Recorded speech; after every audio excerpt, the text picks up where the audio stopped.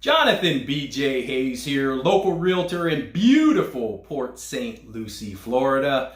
Thank you once again for tuning into the home of Port St Lucie Real Estate, where we discuss new construction, resale, and sellers who are looking to buy or sell property here in Port St Lucie, Florida. Again, thank you for tuning into the channel. As always, please subscribe to the channel, share with a friend, and tell others about the good things happening in here in Port St Lucie, Florida. So today we are going to discuss something that's becoming more and more prevalent.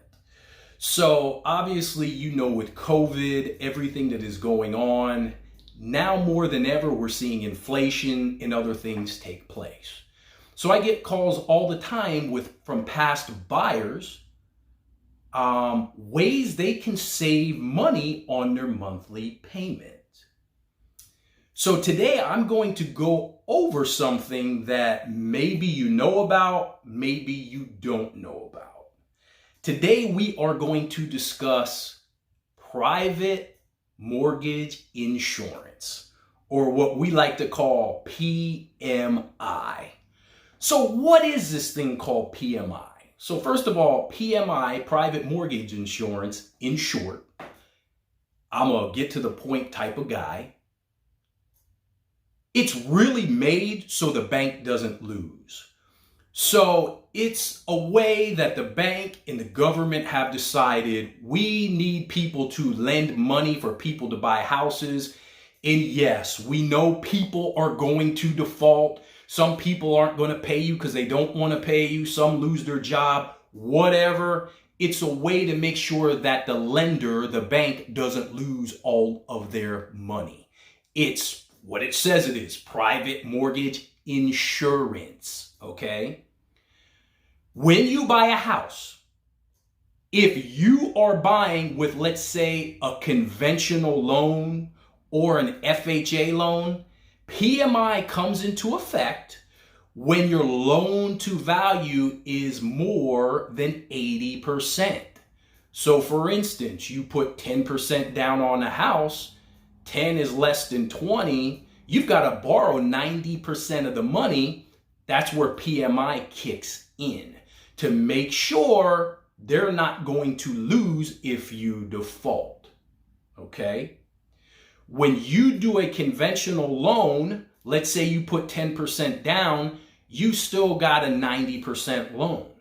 With a conventional loan, what will happen is once you get underneath 79%, they're not going to do it automatically. You can contact that lender and say, hey, that PMI comes off, and they will do it.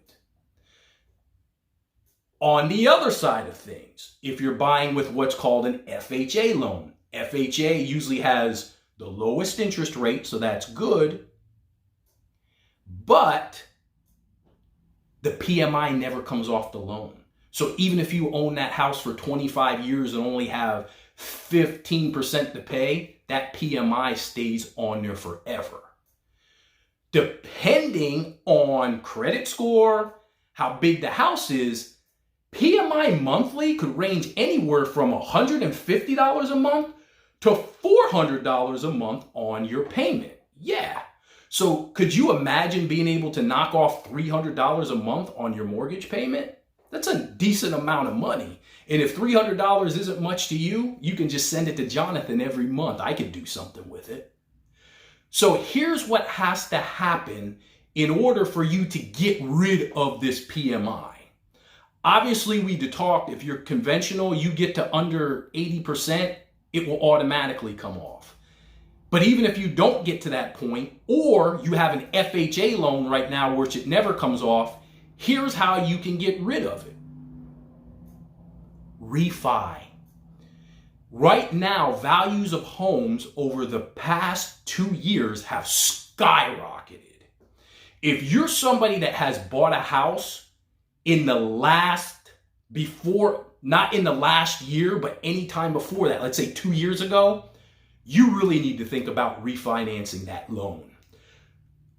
I'm not a big proponent for cash out refis because people just take it and buy boats and other wasteful stuff and they lose the equity in their home.